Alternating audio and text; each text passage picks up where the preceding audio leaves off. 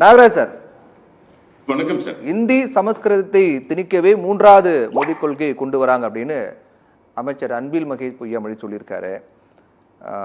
Murugan sir சொல்றாரு, தேசிய கல்விக் கொள்கையில் இருக்கக்கூடிய அம்சங்களை அவர் குறிப்பிட்டு அதை சொல்றாரு. அப்போ சமஸ்கிருதம் அதே போன்று ஜோதிடம் இது போன்ற முக்கியத்துவம் கொடுக்கப்படும் அப்படிங்கிற மாதிரி இருக்கு. இது அரசியல் சட்டத்திற்கு எதிரானது அப்படின்னு சொல்றாரு. இப்போ இதை ஏற்றுக்கொண்டால் தான் நிதி அப்படிங்கிறது எந்த வகையில் ஏற்புடையதா இருக்குன்னு பாக்குறீங்க?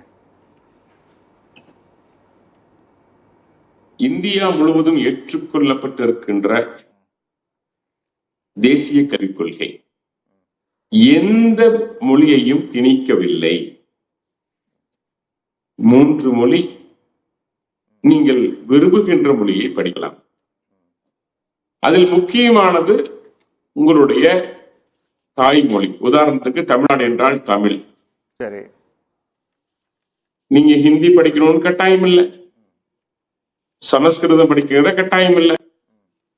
உங்கள் வாழ்க்கைக்கு ஆதாரமாக, உங்கள் வருமானத்துக்கு ஆதாரமாக, இந்த உலகத்தில் நிம்மதியாக நீங்கள் வாழ்வதற்கு ஆதாரமாக உங்களுக்கு எந்த மொழி தேவையோ அந்த மொழியை படியுங்கள் என்றுதான் அரசு சொல்கிறது. ஓகே, நீங்க தமிழ்நாட்டுல 2 கோடி மக்கள் மாற்று மொழி பேசுகின்றவர்கள். உதாரணத்துக்கு கன்னடம் பேசுறவங்க இருக்கிறாங்க 2 கோடி மக்கள்ல, தெலுங்கு பேசுறவங்க இருக்கிறாங்க, உருது பேசுறவங்க இருக்கிறாங்க. நீங்க இருமொழி கொள்கை என்கின்ற பொழுது இங்கே ஆங்கிலத்துக்கு முக்கியத்துவம் கொடுக்கப்படுகிறது. ஆங்கிலத்தில் படித்தால்தான் அறிவு வளரும் என்று சொல்லப்படுகிறது. ஆங்கிலம் படித்தால்தான் நீங்க அமெரிக்கா சென்று வாழ முடியும் என்று சொல்லப்படுகிறது. அமெரிக்கா நீங்கள் ஆங்கிலம் படித்தால் லண்டன் சென்று காலம் தள்ள முடியும் என்று சொல்லப்படுகிறது. அப்படி சொல்றப்ப ஆங்கிலத்திற்கு அந்த மௌத்தி உருவாக்கியவர்கள், அதுக்கு அடுத்தது அவங்க படிக்கிற லாங்குவேஜ் கேட்டீங்கன்னா அவங்க தாய்மொழியாக இருந்தால், உதாரணத்துக்கு கன்னடம் படிச்சாங்க அப்படின்னா 2 மொழிக் கொள்கையில் தமிழ் விடுபடுகிறது. தமிழ்நாட்டில் இருந்து கொண்டு தமிழை படிக்காமல் இருக்கிறார்கள். அல்லது தமிழும் ஆங்கிலமும் படிக்கின்ற ஒரு மாணவன் தான் எதிர்காலத்தில் கேரளா செல்ல வேண்டும், அங்கு தொழில் புரிய வேண்டும் நினைத்தாலோ, அல்லது கர்நாடகம் சென்று கர்நாடகத்தை தொழில் புரிய வேண்டும் நினைத்தாலோ, அல்லது வடநாட்டில் சென்று வடநாட்டில் தொழில் புரிய வேண்டும் என்று நினைத்தாலோ, தனக்கு விரும்புகின்ற மொழியை படிக்கின்ற உரிமை அவனுக்கு இருக்கிறது. அதற்கான வசதியை, அதற்கான உரிமையை தேசிய கல்விக் கொள்கை ஏற்பாடு செய்து கொடுக்கிறார். இது ரொம்ப சிம்பிளா உங்களுக்கு புரியுற மாதிரி சொல்லிட்டேன். எந்த மொழியும் திணிக்கப்படவில்லை. ஐ ரிப்பீட், எந்த மொழியும் யார் மீதும் திணிக்கப்படவில்லை. எந்த மொழியும் திணிக்கப்படவில்லை. மூன்றாவது மொழியை கத்துக்கிறது நல்லது அப்படிங்கிறதுல மாற்றுக்கிறது கிடையாது. இப்ப கல்வி அப்படிங்கிறது பொதுப்பட்டியல இருக்கு. பொதுப்பட்டியல் இருக்கக்கூடிய கல்வி தொடர்பான ஒரு முடிவு எடுக்கும்போது மாநில அரசுடைய பரிந்துரைகள், அவங்களுடைய கோரிக்கை என்னங்கிறத அதை கன்சிடர் பண்ணணும். அப்படி பண்ணாங்களா அப்படிங்கிற கேள்வி இருக்கு. ரெண்டாவது, இதை ஏற்றுக்கொண்டால் தான் நிதி கொடுக்கப்படும் அப்படிங்கிறது இது யாரு இதனால பாதிக்கப்படுறாங்க? மாணவர்கள் பாதிக்கப்படுறாங்க இல்லையா? இல்ல, 2 லட்சம் பேரோட கருத்துக்கள் கேட்டு, பல கல்வியாளர்களுடைய கருத்துக்களை கேட்டு, நீங்க ஒரு பாலகுருசாமி அவர்கள் கூட நீங்க சமீபத்தில் சொல்லியிருக்காரு எந்த அளவுக்கு இந்த தேசிய கல்விக் கொள்கை தரம் வாய்ந்தது என்று சொல்லியிருக்கிறாங்க. இதெல்லாம் கேட்டு இம்ப்ளிமெண்ட் பண்ணப்பட்டதுதான் இந்த தேசிய கல்விக் கொள்கை. 1. 2வது, இதை ஏன் திமுக அரசு எதிர்க்கிறதுனா 2 காரணத்தை சொல்லிடுறேன். நீங்க கேட்டிருக்கீங்க தலைக்கல்வி அரசியலாக்கப்படுகிறதா? ஆம். 1969 அதற்கு முன்பாக இந்த கட்சி துவங்கிய பொழுது ஒரு 50-60 ஆண்டு காலமாக என்ன தீர்மானங்களை போட்டார்களோ அதே தீர்மானங்களை மாறாமல் போடுகின்ற ஒரே கட்சி திராவிட முன்னேற்ற கழகம். கச்சத்தீவை மீட்டெடுப்போம். கச்சத்தீவை காவு கொடுத்தவர்கள், கச்சத்தீவை விட்டு கொடுத்தவர்கள், மீண்டும் கச்சத்தீவை மீட்டெடுப்போம். சமூக நீதி காப்போம். 75 ஆண்டு காலமாக திராவிட கழக ஆட்சியில் தொடங்கி இன்னைக்கு வரைக்கும் இன்றும் சமூக நீதியை மீட்டெடுப்போம். ஆனா திமுகவுடைய இன்றைக்கும் 4-5க்கு மேற்பட்ட பஞ்சாயத்து பிரசிடண்ட் திமுக ஆட்சியில கூட சேரில் அமர்றதுக்கு, அவருடைய பஞ்சாயத்து பிரசிடண்ட் கூட சேரில் அமர்வதற்கு வாய்ப்பு இல்லை. இன்றைக்கும் இரட்டை கோலை முறை இங்கு நபர்கள் இருக்கிறதுங்கிறத நான் வருத்தத்தோடு தெரிவித்துக் கொள்றேன். சமீபத்தில் உயர்நீதிமன்றம் சொல்லுது, கல்வராயன் மலைக்கு சென்று வாருங்கள், அங்க இருக்கின்ற பட்டியலின மக்களுடைய நிலைமை இல்ல சொல்றேன். நீங்க சொன்ன கொள்கைக்காக சொல்லி வரேன், டாபிக் தாண்டி சொல்ல வரல. ஆக இது மொழி என்பது இங்க அரசியலாக மாற்றப்படுகிறது, உணர்வுகளை தூண்டுகின்ற விஷயமா இருக்கு. சரி, நான் ஒன்னே ஒரு விஷயம் மட்டும் சொல்றேன். சமீபத்துல கடந்த ஆண்டு வெளியிடப்பட்ட அறிக்கையில 10ஆம் வகுப்பு தேர்வுல 47,000 மாணவர்கள் பொது தேர்வில் தமிழ் பாடத்தில் தோல்வி அடைந்திருக்கிறார்கள். என்ன கொடுமை சார் இது? என்ன கொடுமை? அதே போல நம்ம ஒரு செய்தி பார்த்தோம் சார். கடந்த ஆண்டு நடந்த தேர்வுல உத்தரப்பிரதேசத்துல 9 லட்சத்துக்கு மேற்பட்ட மாணவர்கள் இந்தி மொழியில் தோல்வி அடைஞ்சாங்க அப்படின்னு. சார், தமிழ் என்று பேசுகின்ற நீங்கள் தமிழை காப்பாற்ற லட்சணத்தை பத்தி தான் கேட்கிறேன். நான் இங்கேயும் ஹிந்தி பத்தி கவலைப்படுறீங்க. தமிழ்நாடு குறித்து பேசுங்க. தமிழ் குறித்து நீங்கள் கவலைப்படல. கல்வின்னு வரும்போது இன்னைக்கு இந்தியாவுல ஒரு முன்னோடி மாநிலமாக தமிழ்நாடு இருக்கு. தேசிய சராசரியை விட அதிகமா இருக்கு நம்ம பாக்குறோம் இல்லையா? மத்திய அரசு கொடுக்கக்கூடிய புள்ளி விவரங்கள் தான் அது எல்லாமே. கல்வியில் சிறந்த தமிழ்நாடுன்னு 1920 பாரதியார் பாடிட்டு போயிட்டாரு. ஆமா. கம்ப ராமாயணம் உட்பட பல இதிகாசங்கள் உட்பட பல நான்மணி கடுகை உட்பட இன்னா 40 இனி பல நூல்களை கொடுத்தது கல்வியில் சிறந்த தமிழ்நாடு. நீங்க தயவுசெய்து உத்தரப்பிரதேச கம்பேர் பண்ணாதீங்க. உத்தரப்பிரதேசம் கொள்ளையர்கள் நிரம்பிய மாநிலமாக ஒரு காலத்தில் இருந்தது. இது கல்வியாளர்கள் நிரம்பிய மாநிலமாக, கல்வி அறிவு மாநிலமாக இருந்தது தமிழ்நாடு. தயவுசெய்து you don't compare UP and Tamil Nadu. இல்ல கம்பேர் பண்ணல சார். நாம இப்போ இந்தியாவில ஒரு ஸ்டேட்ல அந்த தாய்மொழியில தோல்வி அடையக்கூடிய மாணவர்கள் அதிகமா இருக்காங்கன்னா நம்ம அதுக்கு அங்கதான் முக்கியத்துவம் கொடுக்கணும். இன்னைக்கு தமிழ்நாடு பல மாநிலங்கள் எடுத்துக்காட்டா இருக்கு, கல்வியில முன்னோடியாக இருக்கு, தேசிய சராசரி விட அதிகமா இருக்குங்கிறத மத்திய அரசு கொடுக்கக்கூடிய புள்ளி விவரங்களை தெரிவிக்கும் போது இருக்கு சார். நீங்க இந்த ஒப்பந்தங்களை ஏற்றுக்கொண்டால்தான் இந்த நிதி தருவோம் அப்படிங்கறதுல நியாயமா இருக்கா சார்? நீங்க தமிழ்னு பேசுற நீங்க 47,000 மாணவர்கள் ஏன் தோல்வி அடைந்தார்கள் விளக்கம் கொடுக்கலையே சார்? இன்னொரு நான் விளக்கம் கொடுக்கிறேன். நீங்க தயவு செய்து அந்த விளக்கத்தை தயவு செய்து மக்களுக்கு போய் சேரணும். டிஎம்கே ஆட்சிக்கு வந்த பின்பு 2023-24 அரசு பள்ளியில் இருந்த சேர்க்கை 42.23%. 2024-25 39.17 குறைந்து விட்டது. சரி, 2025 மார்ச்சுக்கு பிறகு 37.72% குறைந்து விட்டது.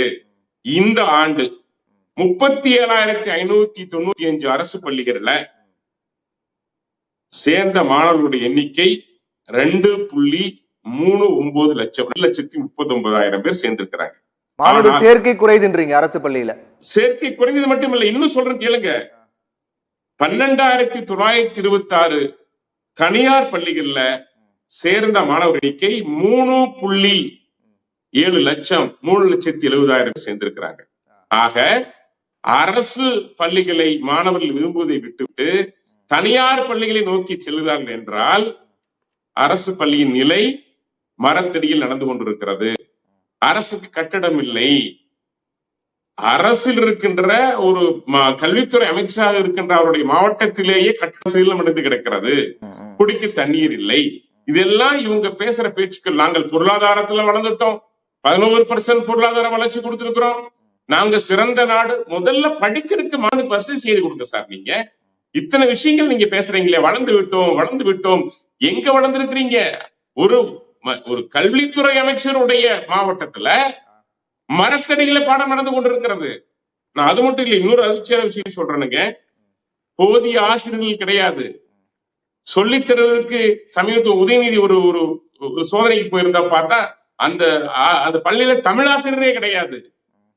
இவர்கள் சொல்றாங்க நாங்க தமிழை வளர்க்கிறோம், இந்தியை எதிர்க்கிறோம்.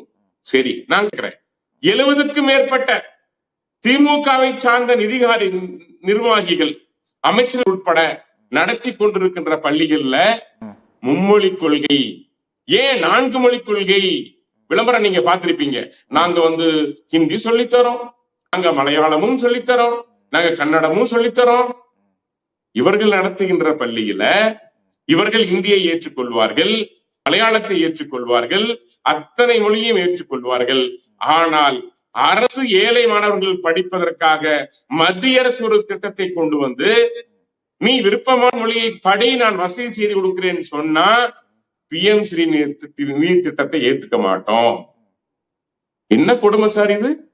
சார், உங்களுக்கு தெரியுமா, நவோதயா பள்ளிகள் இந்தியா முழுவதும் 661 பள்ளிகள் சார்.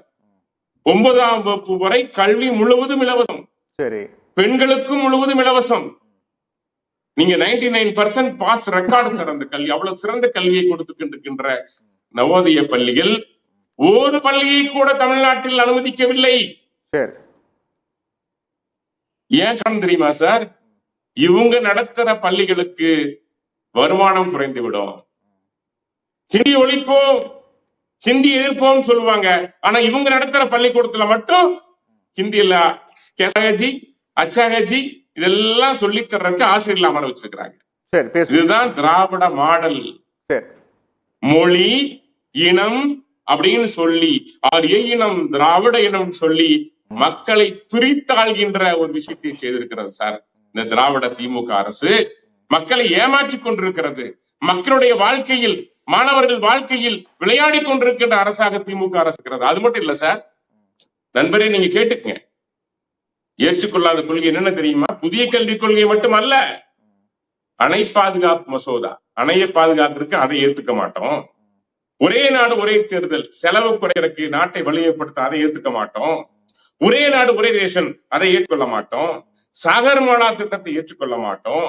ஆர்டிகல் 370 காஷ்மீரை காப்பாற்றுகின்ற அதை நாங்கள் ஏற்றுக்கொள்ள மாட்டோம். குடியுரிமை சட்டத்தை ஏற்றுக்க மாட்டோம். நீ பாகிஸ்தான் இருந்து வரட்டும், பங்களாதேஷ் வரட்டும், இந்த நாடு நாசமா போகட்டும், அதை ஏற்றுக்கொள்ள மாட்டோம். முத்தலாக் சட்டம், பெண்கள் மானத்தை காப்பாற்றுகின்ற முத்தலாக் சட்டத்தை ஏற்றுக்கொள்ள மாட்டோம். ஏன்? ஒரு மாதத்திற்கு, ஒரு வருஷத்திற்கு நீங்க 650-700 மாணவர்கள் அரசு பள்ளியிலிருந்து இன்னைக்கு மருத்துவர் ஆகிக் கொண்டிருக்கிறார்கள். அந்த நீட்டை நாங்கள் ஏற்றுக்கொள்ள மாட்டோம். ஏனென்றால் எங்களுடைய திமுக அமைச்சர்கள் மருத்துவக் கல்லூரியை நடத்தி கொண்டிருக்கிறார்கள். அதனால் நாங்கள் அந்த நீட்டை ஏற்றுக்கொள்ள மாட்டோம். எக்கனாமிக்ஸ் இல்ல, இன்னும் சொல்லி முடிச்சிடுறேன். கவர்னரையே ஏற்றுக்க மாட்டோம். PM ஸ்ரீநிதியை ஏற்றுக்க மாட்டோம். ஏன் ஏழைகளுக்கு இலவசமாக வழங்குகின்ற விஸ்வகர்மா திட்டத்தை ஏற்க மாட்டோம். அதுக்கு நாங்க குலத்தொழில் சொல்லி பட்டம் சூட்டுவோம். ஏற்கனவே சொன்ன நவோதய பள்ளிகள் ஏற்றுக்கொள்ள மாட்டோம். ஏன்? புதிய குற்றவியல் சட்டங்கள், மன்னராட்சி காலத்தில் இருந்த சட்டங்கள் அப்படியே இருக்கட்டும். புதிய குற்றவியல் சட்டங்கள், விரைந்து வழக்குகளை முடிக்கின்ற சட்டங்கள், தமிழ்நாட்டை தனித்தீவாக மாற்றுகின்ற ஒரு வேலையை, இந்திய அரசியலுக்கு எதிரான வேலையை இந்த திராவிட முன்னேற்ற கழகம் செய்து கொண்டிருக்கிறது. இவர்கள் வெற்று அரசியலை செய்து கொண்டிருக்கிறார்கள். இவர்கள் அரசியல் தமிழக மக்களுக்கு எதிரானது, தமிழர் நலனுக்கு எதிரானது. இதை நான் அழுத்தமாக, ஆழமாக பதிவு செய்ய விரும்புகின்றேன். மீண்டும் சொல்லுகின்றேன், தேசிய கல்விக் கொள்கை எந்த இடத்திலும் எந்த மொழியையும் திணிக்கவில்லை.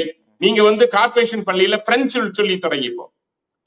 சென்னையில கார்பரேஷன் பள்ளியில அக்ரிமெண்ட் போட்டு பிரெஞ்சு சொல்லி தரீங்க, உருது சொல்லி தரீங்க, ஆசிரியர் நியமனம் செய்யறீங்க. முதற்கட்ட கருத்தை அடுத்த சுற்றுல நம்ம பேசுவோம்.